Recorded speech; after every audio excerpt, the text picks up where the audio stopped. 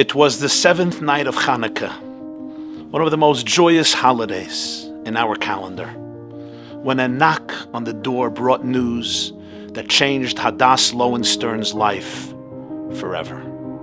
Her husband Elisha, 38 years old, had fallen in battle in Gaza.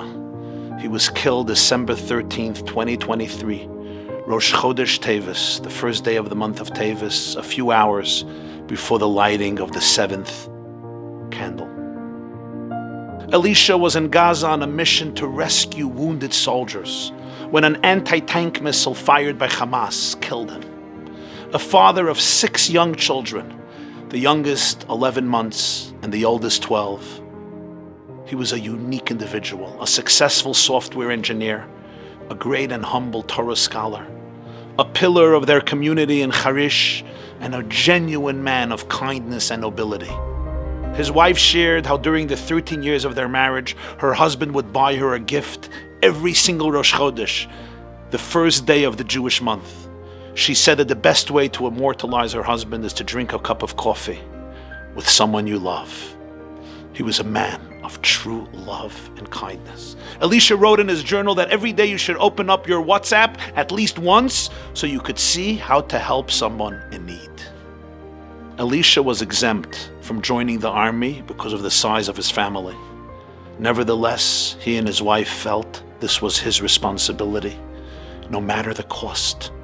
The night before he was killed, he had a conversation with the other officers in his tank.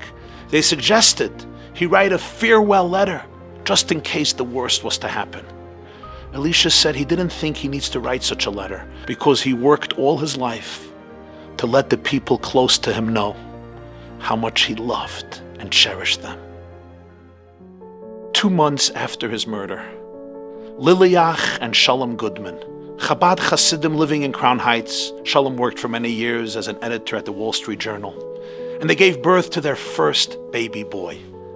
Inspired by the remarkable life of Elisha Loewenstern, they decided to name their baby after him, though they didn't have any connection with the family.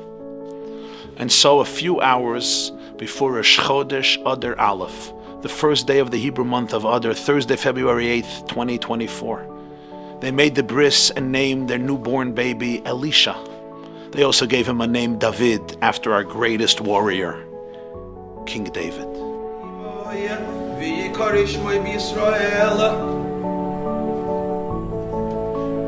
David Elisha. Shalom shared the happy news with me on that very same day, and I suggested to him that he reach out to the widow, to Hadass, and tell her about this. I felt this would comfort her, knowing that a family she never heard of, living on the other side of the world, named their first newborn after her holy husband, Elisha. The new dad reached out to Hadass that very night, Rosh Chodesh Adar, the first day of Adar, and he sent a photo of the baby. This was Hadass's response. I have no words, really. A huge hug to my David Elisha. I'm looking forward to meeting him. I have no words to tell you how meaningful this is for me. And then she added one more point. She said this was the best Rosh Chodesh present she could have received. Remember, her husband would give her a gift every single Rosh Chodesh, but her husband was killed on Rosh Chodesh 2 months before Rosh Chodesh Tevis. And now, experiencing so much pain and torment, she felt that this baby and his name was her husband's gift to her on the first day of the month, Rosh Chodesh. A few months ago, the two families met in Israel, and Hadass got to hold and embrace David Elisha.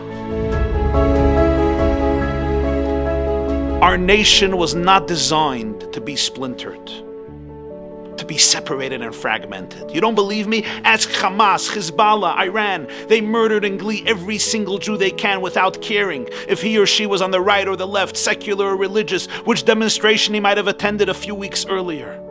The Jewish woman who sent toys to the children of Gaza was slaughtered with the same passion and venom as infants and babies who were taken as hostages to Gaza. So we ask ourselves, what is it that we all share in common? What is it about all of us that they loathe so deeply It's something deeper than our opinions and external personalities. It's the infinite divine holiness in every Jewish soul. Or as the Australian actor Nathan Buzz recently said while visiting Israel, don't let it be Hamas that keeps you together. Let it be Hashem. Don't wait for Hamas to bring you together. Let Hashem bring you together. Happy Chanukah.